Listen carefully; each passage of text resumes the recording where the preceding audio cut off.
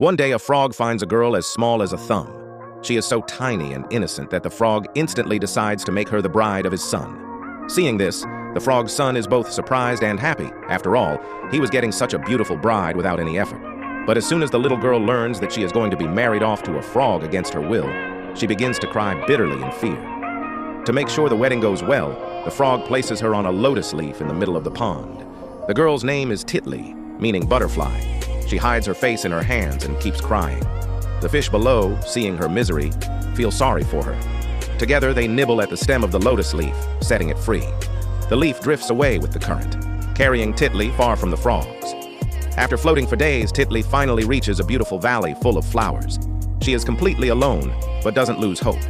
She weaves a small swing from the grass and survives by drinking nectar from the flowers. Soon, however, winter arrives. The flowers wither, and everything is covered with snow. There's nothing left to eat. Desperate and freezing, Titli begins to walk over the snow until she collapses from hunger and cold. A kind mouse finds her and takes her home. He warms her with his body heat and cares for her tenderly. Slowly, she recovers, and the two begin living together happily. Titli, wanting to repay his kindness, works hard every day. One day, a rich mole from the neighborhood visits the mouse. The mole, wearing his thick glasses, notices Titli and instantly falls in love. Without delay, he proposes to marry her. Titli doesn't want to make the mouse sad, so she reluctantly agrees. The next day, Mr. Mole starts taking her to his home through a dark underground tunnel. While walking, Titli slips and falls.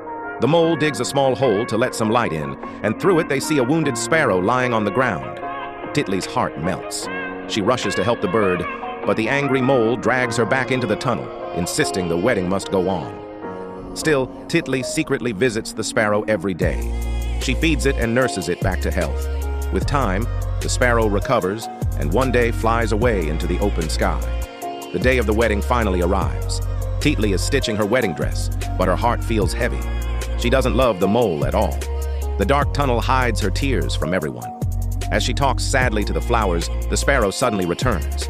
The sparrow asks her why she's crying, and Titli tells her everything. The sparrow comforts her and says, "You've already repaid the mouse's kindness through your hard work.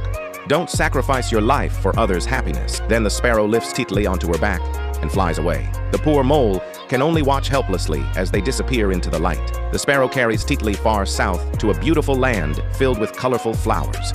There, a handsome prince of the flowers is waiting, sipping nectar. The moment Titli meets him, she falls in love, giving him both her heart and her wings.